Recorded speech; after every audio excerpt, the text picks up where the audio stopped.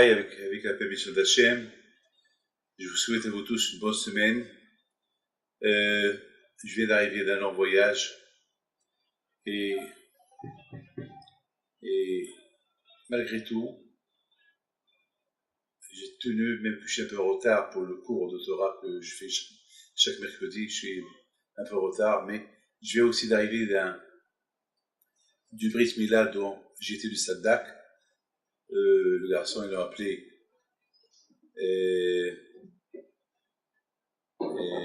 Eliam Gabriel Nissim. Alors, Bisrout, Elion Navi, que Hachem vous donne à vous tous, Bracha Be'atzlach, si Dieu veut. Donc, dans la paracha de Chokat, la Torah nous raconte, plus ou moins, lorsque Aaron HaKohen est décédé, il est mort, et puis les Juifs, ils avaient soif,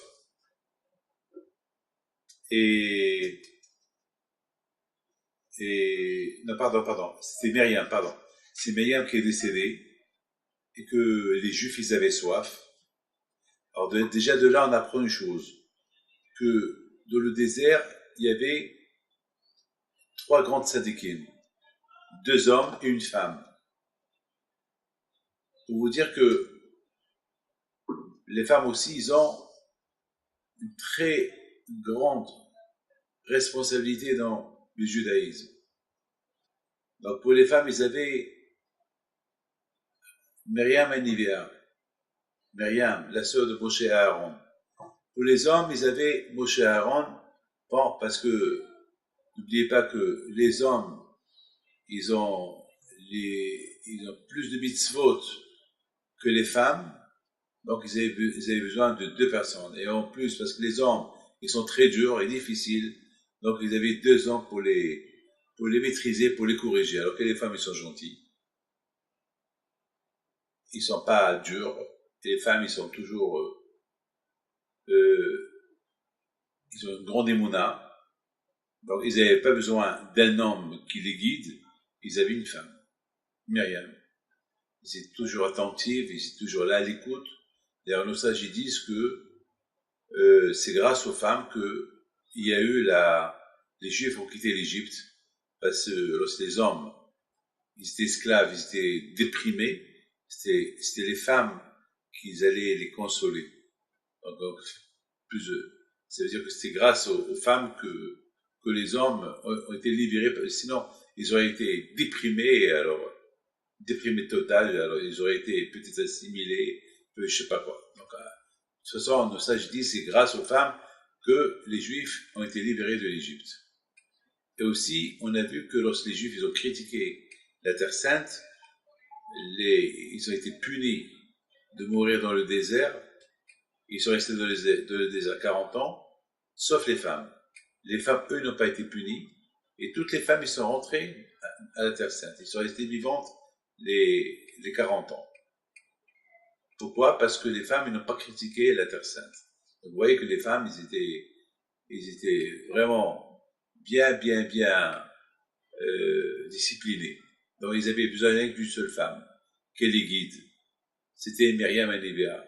Vous savez, beaucoup de fois, moi, je reçois les gens du matin au soir.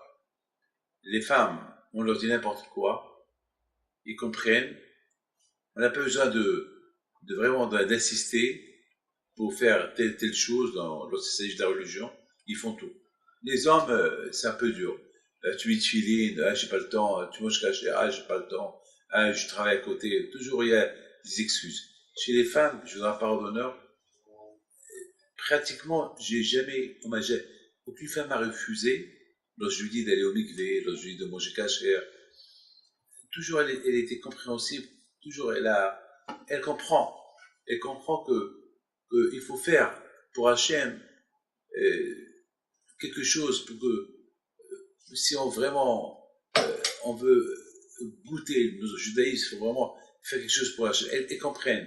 Je ne suis pas là pour vous expliquer, mais c'est comme ça. Bon, maintenant, on voit ici que la Torah nous raconte la mort de Myriam, pour nous dire que grâce à Aaron, il y avait les 7 nuées, il y avait 7 nuées qui encerclaient les Juifs qui étaient dans le désert pour les protéger de la chaleur, du froid des animaux, c'est des nuées. On dit Shiva Anani Kavod, c'est la raison pour qu'on fait la soukha. La soukha, c'est pour se rappeler du miracle que Hachem a fait au pays d'Israël en les protégeant avec des nuées. Mais ces nuées-là, ils étaient grâce à Aaron la Cohen.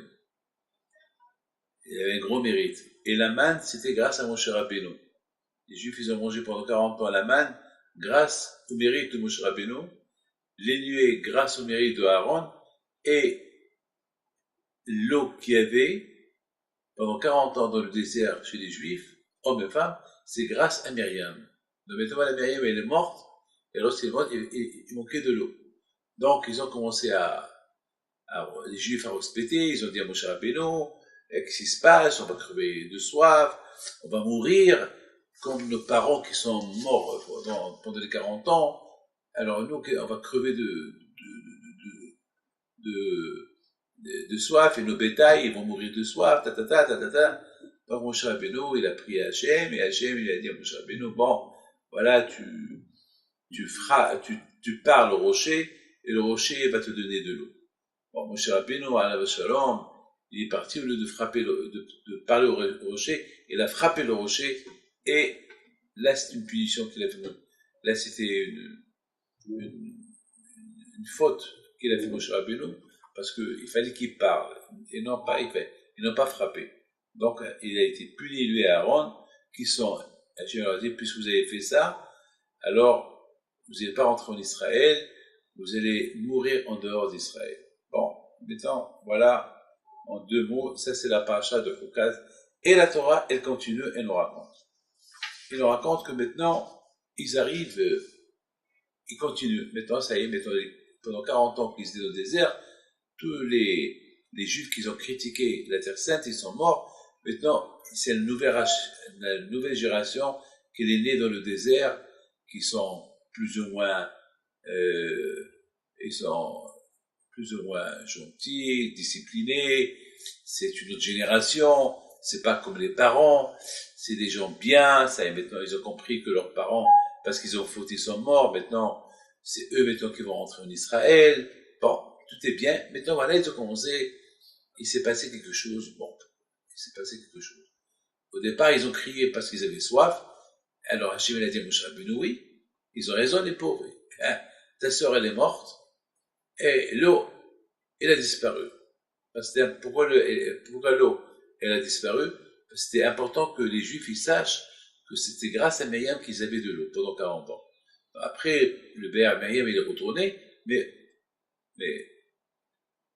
comment voulez-vous que les Juifs ils sachent qu'il fallait qu'ils sentent le manque de l'eau pour comprendre, c'est grâce à Myriam qu'on avait pendant 40 ans l'eau dans le désert. Bon, Hachem, il a dit à Moshe Rabbeinu, bon, les pauvres, ils ne savaient pas que c'était grâce à Myriam. Bon, maintenant, il fallait pas leur crier, ils se sageaient avec eux. Bon, à Kolpanim, maintenant, voilà, les choses, ils sont rentrés en ordre.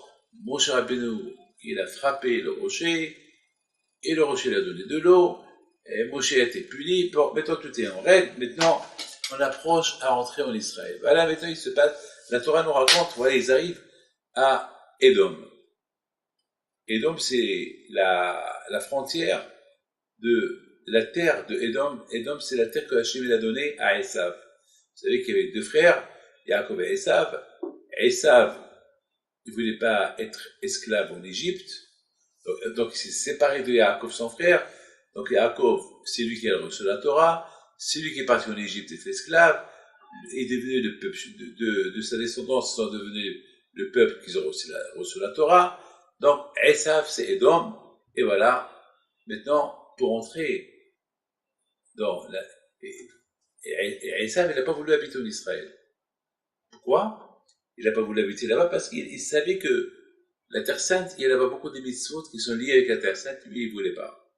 Donc, puisqu'il ne voulait pas, alors quand je lui a dit, bon, puisque tu ne veux pas, je te donne une autre terre. Et Hachem, il a aidé Esav à avoir une autre terre. Ça s'appelle Édom ou Esav. Ça s'appelle la terre de Esav. Il s'appelle Édom. Et il n'était pas loin de la Terre Sainte, c'était à la frontière. Et donc, pour entrer dans la Terre Sainte, il faut traverser la frontière. Il faut maintenant passer par la terre de Édom. Voilà, maintenant Moshe Rabbeinu, il envoie des messagers à la terre de Édom, chez le roi de Édom. Il lui a dit, voilà, on était frères. Il y avait Esav et Yaakov, c'est des frères. On est maintenant, vous et nous, on est des, des cousins. Ah, maintenant, voilà, vous savez ce qu'on a souffert en Égypte, et on était esclaves, et Hachem nous a libérés de l'Égypte, nous a donné la Torah. Et maintenant, on va rentrer maintenant à la Terre Sainte que le Hachem, il nous a promis. Il ne vous l'a pas promis à vous parce que vous n'avez pas voulu rester dans la Torah parce que vous savez que habiter dans la Terre Sainte, il y a des mitzvot qui sont liés avec la Terre Sainte et vous n'avez pas accepté. Donc, malgré tout, Hachem vous a donné la terre. Mais malheureusement, cette terre-là, elle est au milieu. Maintenant, elle est en face de nous. Et nous, si vous pouvez nous laisser traverser, et on boit de l'eau, avec de l'argent, on va pas vous faire la guerre, hein. Il n'y a pas de guerre, parce que le Hachem nous a dit de ne pas vous faire la guerre. Donc, parce qu'on est de la famille. Donc maintenant, si ça vous dérange pas, on traverse, et si on veut de l'eau, on paye. De toute façon, on a le Ber Miriam, on a le puits de Miriam, on n'a pas besoin d'eau. Et si on veut acheter quelque chose à manger, on achète, on a de l'argent. Même qu'on a la manne, on l'achètera pour vous faire gagner de l'argent. Et voilà, mes amis. Et donc, le roi d'Édom, il répond à Moshe. Il a dit, non, tu traverses pas ma terre. Et si tu traverses ma terre, je sens te faire la guerre. Alors, dégage. Alors, Moshe Rabbeinu, il a insisté pour qu'il traverse. Et le roi de Édom, il a dit, non, tu traverses pas ma terre. Et qu'est-ce qu'il fait? Il prépare son armée, il sort faire la guerre aux Juifs. Bon, Moshe Rabbeinu, qu'est-ce qu'il a fait? Il a fait un détour. Ils ont fait un grand détour pour ne pas traverser la terre de Édom. Ça, c'est en 2 mots l'histoire qui s'est passée. Maintenant, mes amis, j'ai une question qui se pose. Vraiment, j'ai une grande question. Moshe Rabbeinu, c'est un prophète. Moshe Rabbeinu, il sait que le roi d'Édom, il ne va pas accepter de laisser traverser. Alors pourquoi Moshe Rabbeinu a fait ça? C'est quoi le message que Moshe Rabbeinu il veut nous dire? En plus, c'est un peu grave ce qu'il a fait Moshe Rabbeinu, parce que le contraire, il y a Rivka et Yitzhak Avinu, ils ont tout fait pour que Yaakov, que les Israël, que les enfants de Yaakov et les enfants de Esav, qu'ils soient pas réunis. Qu'ils soient que chacun, qu'il y aura une séparation. Alors, je comprends pas. Pourquoi Moshe Rabbeinu, il vient, et il dit à Esav, Ko Amar Echa Israël. Il dit, voilà, ton frère Israël. Quel frère? Est-ce que, ça fait, ils sont plus des frères. C'est quoi un frère? Un frère un frère, c'est que lorsque je souffre, tu souffres avec moi. C'est ça un frère. Mais là, les Israël, lorsqu'ils sont partis en Égypte, ils sont partis seuls. Leur frère Esav et ses enfants, ils ne sont pas partis avec eux. Ils ne l'ont jamais aidé. Le contraire, Amalek est la descendance de Esav et il est venu leur faire la guerre. Donc je ne comprends pas pourquoi Moshe Rabbeinu alav shalom. Je ne comprends pas pourquoi Moshe Rabbeinu alav shalom. Il va humilier les Juifs et lui aussi va être humilié devant Édom en lui proposant laisse-nous traverser la terre. D'un côté, lui il sait qu'ils ne vont pas le laisser, et deuxièmement,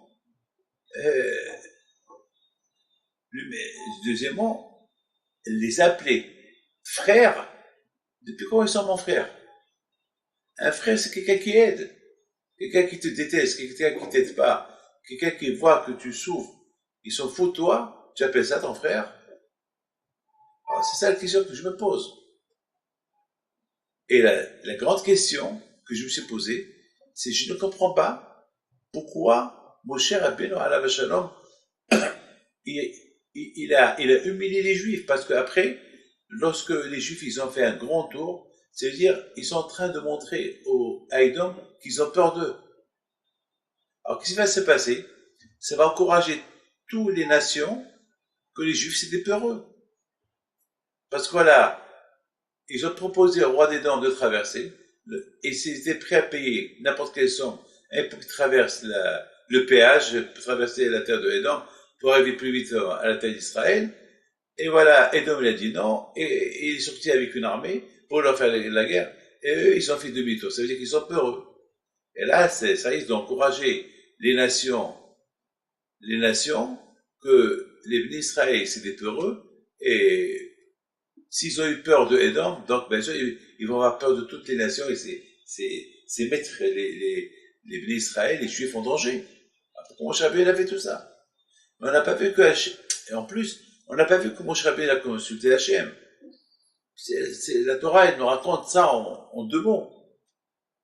Donc je ne comprends pas pourquoi tout ça.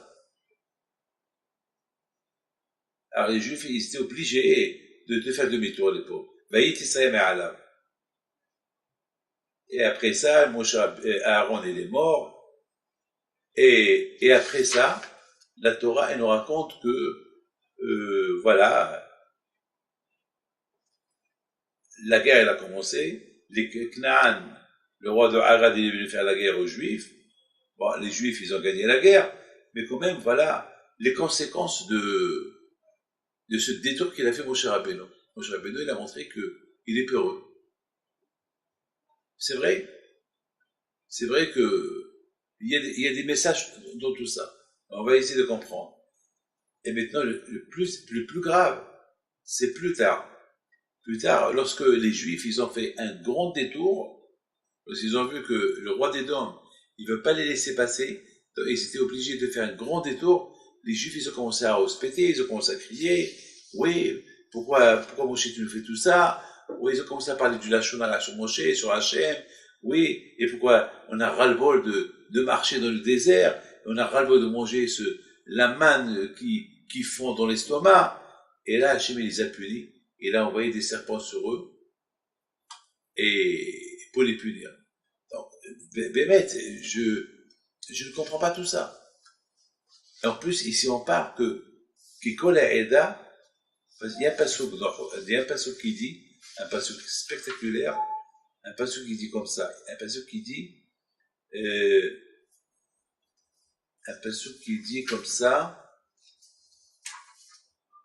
Vayavu bni Israël kol ha'eda mitbasin. C'est quoi kol ha'eda? Ça veut dire les Juifs, tous les Juifs qui étaient Rechaim, ils sont morts pendant les 40 ans, qui étaient dans le désert. Là, c'est la descendance qui sont tous des tzadikim. Donc il dit Rashi, ils étaient shlemim, ils étaient parfaits. Kol ha'eda, eda hashlema. C'est-à-dire que, alors je comprends pas, et d'un côté ils sont parfaits, ils sont tzadikim, et ils vont parler de Lachon Hara sur Hachem et sur Moshe Rabbeinu, ce que Hachem les a punis. Voilà, ça c'est des questions qu'on va essayer de répondre. Mais mes amis, je voudrais simplement vous dire une chose. Il faut savoir une chose, que la Torah, comme il dit, Rabbi Shimon Bar Yochai, il dit que la Torah, c'est des etzot. La Torah, c'est des conseils.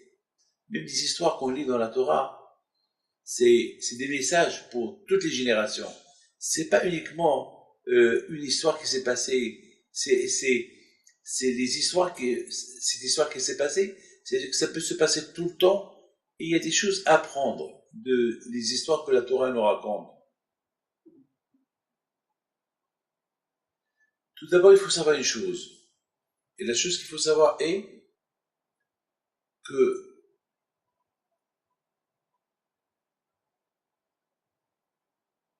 Moshe Rabbeinu alav shalom, c'est lui qui a écrit la Torah. Et Moshe Rabbeinu alav shalom, tout ce qu'il écrit, c'est des messages à prendre, à tirer de tout ce qu'il a écrit.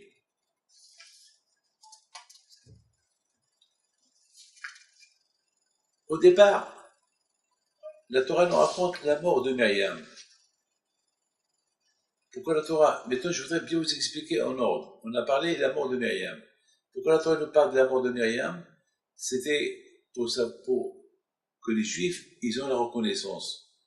Parce que pendant 40 ans, ils ont bu l'eau par le mérite de Myriam. Il faut la reconnaissance. Il faut dire, beaucoup des fois, à force de faire du bien à quelqu'un, on s'habitue. Parce qu'on lui dit même pas merci. Donc c'est important que les Juifs, ils sachent que pendant 40 ans, l'eau qu'ils ont bu, c'était grâce à Myriam. Maintenant qu'il n'y a plus de l'eau, ils ont compris que c'est grâce à Myriam. Donc ils ont fait tous les honneurs pour Myriam. Bien sûr, ils ont fait un grand respect. Bien sûr qu'ils ont fait un grand kavod pour sa mémoire. C'est très important. Parce que Hachem, il veut que chacun qui reçoit du bien et service d'un autre, il faut qu'il soit reconnaissant. Donc c'est important ça. Donc c'est la raison pourquoi, beaucoup de fois on rentre dans une synagogue, on trouve la synagogue parfaite. Il y a eu quelqu'un qui l'a arrangé. C'est pas, il y a beaucoup de gens qui donnent pas un don à la synagogue, ils donnent rien du tout, et ils rentrent à la synagogue, ils vont utiliser la lumière, la clim, en hiver le chaud, ils vont boire, ils vont manger, ils font partie de la communauté, et il y a le rabbin, il y a le païtan, ils profitent de tout, ils donnent pas un centime à la synagogue. Mais au moins, la reconnaissance. C'est tout. C'est tout. Bon, voilà. Grâce à Dieu, Baruch Hashem, quelle belle synagogue j'ai. Merci à Hashem qu'il y a des gens ici qui sont généreux, que eux, ils peuvent se permettre de donner, et moi, j'en profite. Merci à Hashem. Au moins, alors pour cela, il peut quand même, au moins que merci. Au moins que reconnaître. C'est pas qu'il donne rien du tout, et en plus, il dit même pas merci. Non.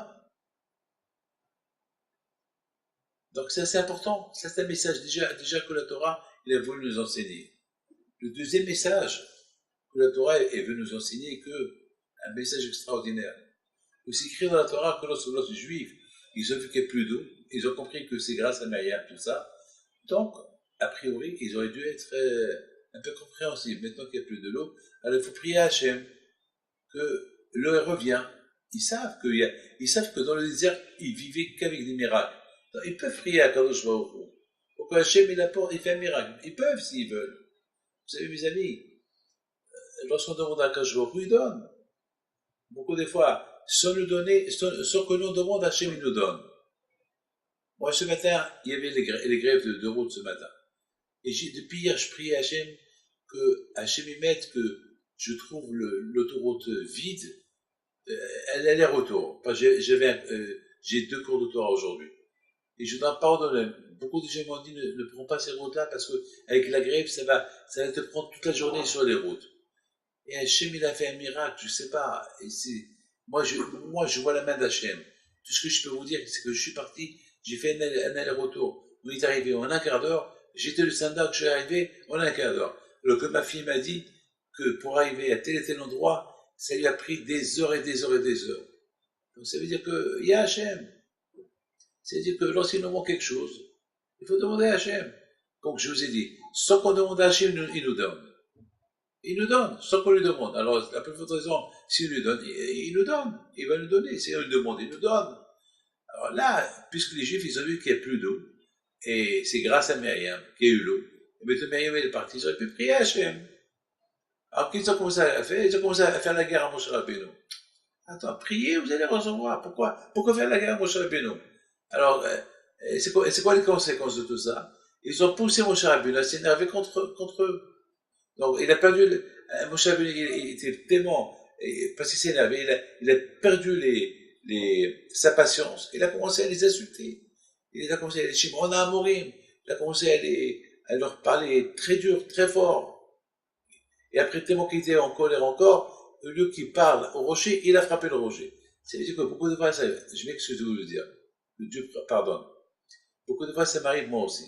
Ça m'arrive que dans la communauté, quelqu'un, il fait quelque chose qui m'énerve, et je m'énerve, après je m'énerve sur tout le monde. Après, je me calme et je reconnais qu'il ne fallait pas que je m'énerve. Après, je vais dire, bon, c'est à cause de lui. Mais quand même, c'est à cause de lui, bon, il fallait... Donc quand même, vous comprenez, la Torah est venue nous apprendre que beaucoup de fois, il faut éviter de s'énerver. Parce que beaucoup de fois, lorsqu'on s'énerve, on risque d'énerver un autre. Parfois, on s'énerve pour rien. Donc les Juifs, lorsqu'ils ont vu qu'il n'y a pas d'eau, et c'est grâce à Myriam qu'il y avait l'eau, ils pouvaient prier à Hachem, et basta, et fini. Non, eux, ils ont commencé à s'énerver, oui, mais pourquoi c'est à cause de vous? Et ça fait 40 ans qu'on est dans le désert, tout le monde est mort, et ils ont commencé à s'énerver, alors, il fallait pas qu'ils s'énervent. Ils auraient pu prier à Hachem, et Hachem leur donne de l'eau. Donc, qu'est-ce qui s'est passé? Il s'est passé, ils sont énervés, ils ont poussé Moshe Rabbeinu à s'énerver, et à cause d'eux, Moshe Rabbeinu, il est mort dans le désert. Il n'est pas rentré dans le désert, c'est eux les causes. Ça aussi, c'est un message que la Torah veut nous enseigner. La Torah veut nous enseigner qu'on doit être patient. Vous savez, beaucoup des fois, dans un couple, ça arrive, dans un couple. Ça arrive que la femme, toujours, elle est gâtée par son mari. Et parce qu'un jour, son mari, il a oublié de lui acheter le cadeau d'anniversaire ou parce qu'il il a oublié, et va s'énerver avec lui. Oui, tu m'aimes plus, tu m'as oublié. Et beaucoup de fois, alors le mari va s'énerver. Parce que jusqu'à maintenant, toujours lui donner ce qu'elle veut. Sans demander, il lui donne. Et maintenant, pour un cadeau qu'il a oublié, pour n'importe quoi, elle l'agresse, elle l'insulte, elle le prive il fait pas à manger, rien du tout, c'est quoi ça? Alors le mari va se dire, quoi, t'as pas honte? Alors, on apprend de là que, lorsque il y a un besoin personnel, c'est pas peine de s'énerver contre le bon Dieu. Tu demandes, il te donne. Là aussi, lorsqu'on voit que le mari a oublié de t'appeler, ou il a oublié, toujours il t'appelle, et pour une fois qu'il t'a pas appelé, toujours tu souhaites bon anniversaire, pour une fois qu'il t'a pas fait, tu vas pas s'énerver. Tu vas gagner quoi? Beaucoup des fois, pour des bêtises comme ça, il y a des divorces. Mais je vous le dis, hein. Beaucoup des fois, à cause d'un bouquet de fleurs, il y a un homme qui envoie à sa femme chaque semaine un bouquet de fleurs pour le Shabbat, et un Shabbat, parce qu'il a oublié, il a fait un scandale. Alors lui, il s'est énervé, lui aussi il a fait un scandale, à la fin ils ont divorcé. Ah oui, là, tout l'amour qu'il y avait, et tous ces milliers de bouquets de fleurs qu'il a envoyés pendant des années. C'est pas normal. Donc là aussi, c'est quelque chose que la Torah veut nous apprendre. Mettons, par-dessus le marché, ce que vraiment la Torah, nous apprend plus tard ce qui s'est passé. Qu'est-ce qui s'est passé? Il s'est passé que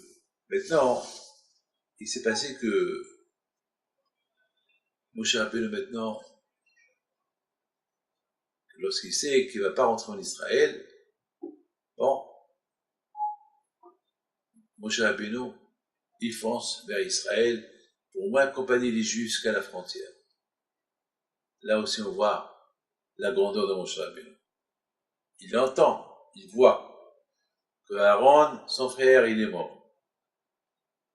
Ça y est, le pauvre. Aaron, il est mort. Sa sœur, elle est morte, Myriam. Maintenant, lui, ça y est, lui aussi il va mourir, il va pas rentrer en Israël. Il aurait pu quand même dire aux Juifs, bon, on va rester un peu ici dans le désert. Non, il dit bien, on continue. Donc, c'est quoi le message de continuer de foncer vers la terre de Édom?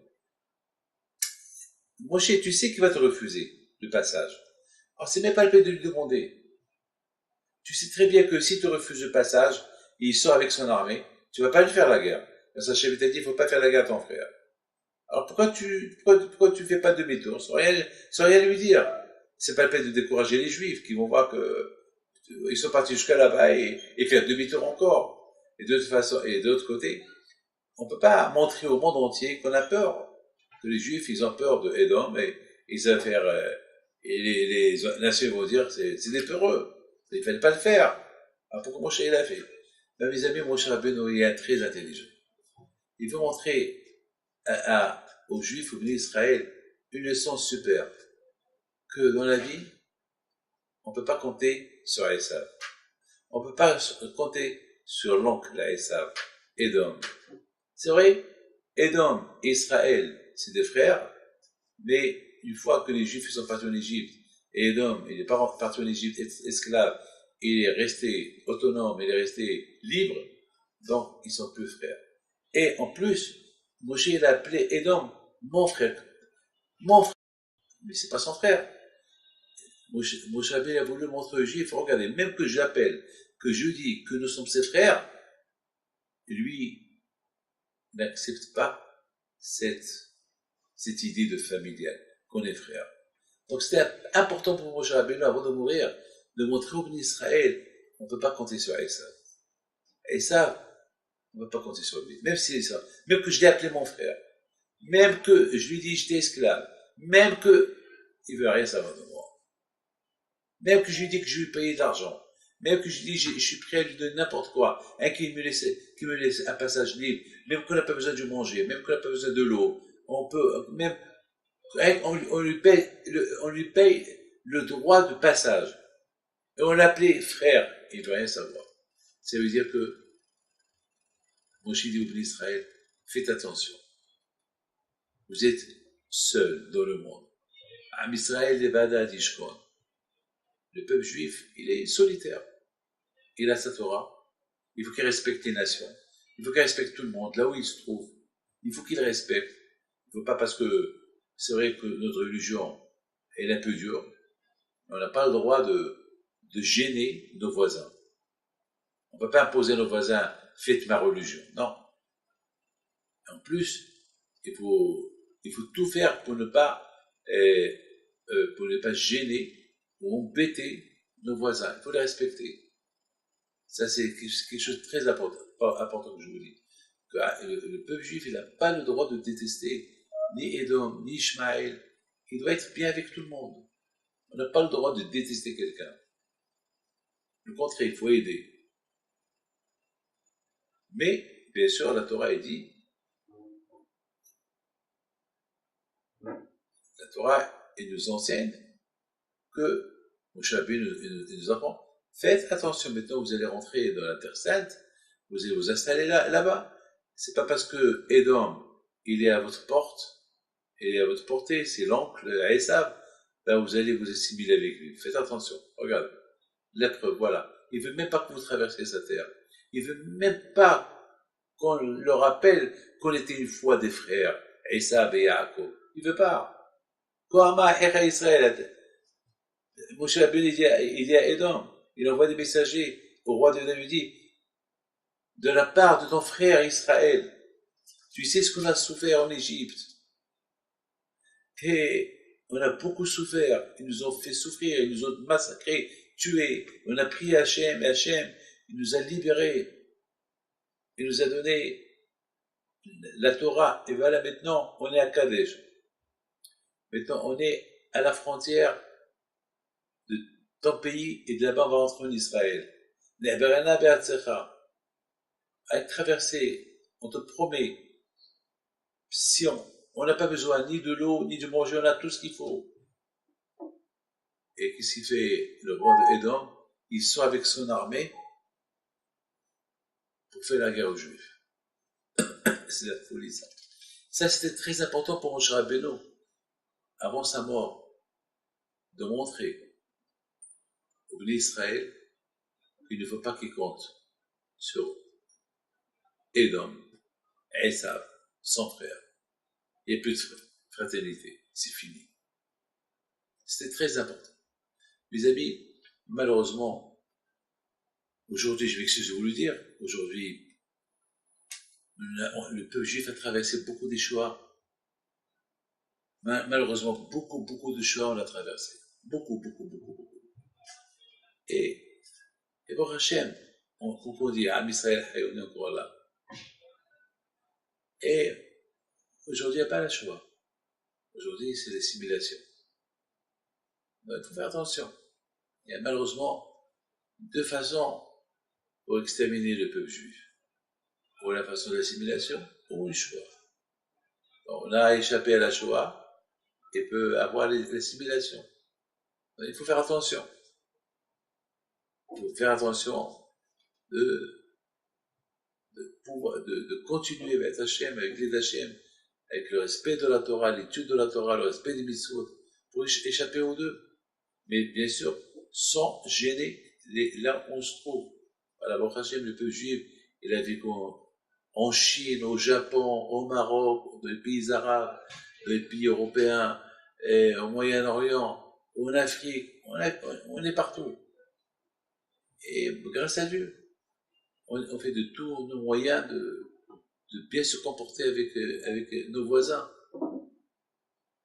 On fait tout.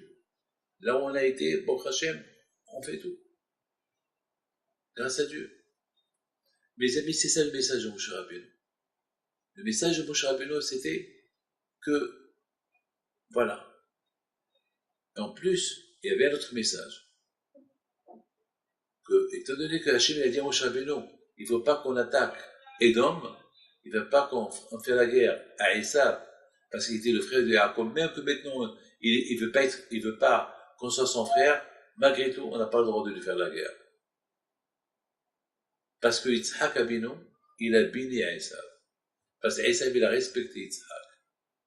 C'est la raison pourquoi Yaakov et Moshe Rabbeinu, lorsqu'il a vu que l'armée de Edom, elle sort, fait lui faire la guerre, même qui sait qu'on fait lui faisant la guerre, il va les gagner, il a fait demi-tour. Et voilà, mes amis, et ça aussi c'est un message. Alors maintenant qu'est-ce qui s'est passé? Il s'est passé que maintenant les Juifs, ils s'étaient fatigués parce que ils ont fait tout un chemin pour arriver, pour traverser. Maintenant, il faut qu'ils détournent maintenant la terre de Edom. C'est dur. Ils ont commencé à critiquer. Et c'est quoi le message ici? Critiquer. Mais ils sont tous tzadikim. On ne peut pas imaginer que les tzadikim critiquent le bon Dieu. Et ils critiquent le bon Dieu. Moshe Rabbeinu, comment?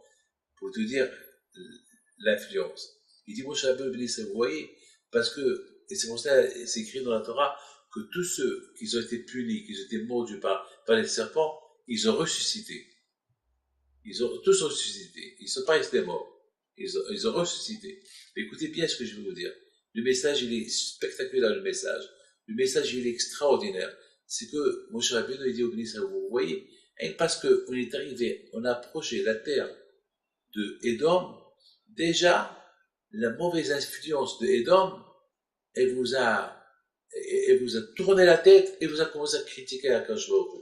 De là, on apprend que combien l'influence, elle est mauvaise. Vous savez que Arizal Akadosh dit, on n'a pas le droit de voir le tarif. Par exemple, tu passes devant une boucherie non cachère, c'est péché de voir. Pourquoi? Parce que ce qui n'est pas cachère, il est tamé, il est impur. Et lorsque tu vois qu'il n'est pas cachère, donc tu tires vers toi l'impureté. Et là, ça risque d'infecter ta tête, que Dieu préserve. Une fois, j'étais dans un avion et j'avais des mauvaises idées. Je vous donne ma parole d'honneur. J'avais des mauvaises idées. Alors, j'ai essayé je me suis levé, parce que vous savez que derrière mon siège, il y a une télévision, que mon voisin est derrière moi. Alors que je me suis levé et j'ai commencé à marcher, et malheureusement, ce monsieur-là qui est derrière moi, il était en train de voir un film très très sale. Regardez, moi j'étais pas en train de voir le film sale, mais ce film sale était collé à mon siège et ça m'a perturbé. Alors, qu'est-ce que j'ai fait? Je me suis assis, j'ai commencé à écrire. Beaucoup de fois, moi, je suis dans un avion, et là-bas, ils te mettent un écran, un film que je veux pas voir. Beaucoup de fois, il y a des films qui sont sales. Mais je me lève, je vais aller me laver les mains et involontairement, je regarde, je vois quelque chose. Je mets aussi, on est en plein été, je marche dans la rue et malheureusement, il n'y a pas de signaux dans la rue. Il y a plein de décolletés. Voilà, j'étais une Brit Mila ce matin.